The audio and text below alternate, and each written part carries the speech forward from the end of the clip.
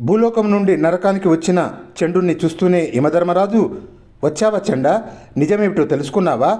మగవాళ్ళు చేసే పాపాలకు అన్నిటికీ ఆడవాళ్లే కదా మూల కారణం, వారి బాధ్యత ఎంత అని అడిగాడు. స్వామి, మగవాళ్ళు చేసే పాపాలకు ఆడవాళ్ళు ఎంత మాత్రము కారకులు కారు, బాధ్యత అంతా మగవాళ్ళదే అన్నాడు చండు. బేతాళుడు ఈ కథ చెప్పి, రాజా, చండు యముడితో అలా ఎందుకు చెప్పాడు? సౌదామిని మూలంగానే కదా అతను అన్ని కష్టాలు పడి అన్ని పాపాలు చేసింది. బాధ్యత అంతా మగవాళ్ళదే అనటంలో అతని ఉద్దేశం ఏమై ఉంటుంది?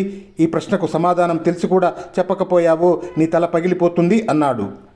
దానికి విక్రమార్కుడు, చండు చెప్పిన దానిలో అబద్ధం ఏమీ లేదు. అతని అనుభవం కూడా ఆ విషయాన్నే రుజువు చేస్తున్నది. పురుషులు తమ ఆనందం కోసం ఆడవాళ్లలో స్వార్థాన్ని, అతిశయాన్ని ప్రకోపింపజేస్తారు. వాటి వల్ల తమకు చిక్కులు వచ్చినప్పుడైనా తమ తప్పు దిద్దుకోక పాపాలకు పూనుకుంటారు.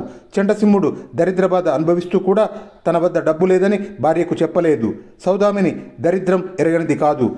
డబ్బు, చెడు వ్యయం చేయటంలో ఉండే ఆనందాన్ని చండసింహుడు తన తృప్తి కొరకు ఆమెకు నేర్పాడు. ఆమెను ఆకాశానికెత్తి అహంకారం నేర్పాడు. ఆమెను యజమానురాలులాగా చూసి ఆమె తనను సేవకుడల్లే చూసేటట్టు చేసుకున్నాడు. దీనికంతకు నిజంగా బాధ్యుడు చండసింహుడే గాని అతని భార్య సౌదామిని ఎంత మాత్రము కాదు అన్నాడు. రాజుకు ఈ విధంగా మౌనభంగం కలగగానే బేతాళుడు శవంతో సహా మాయమై మళ్ళీ చెట్టెక్కాడు.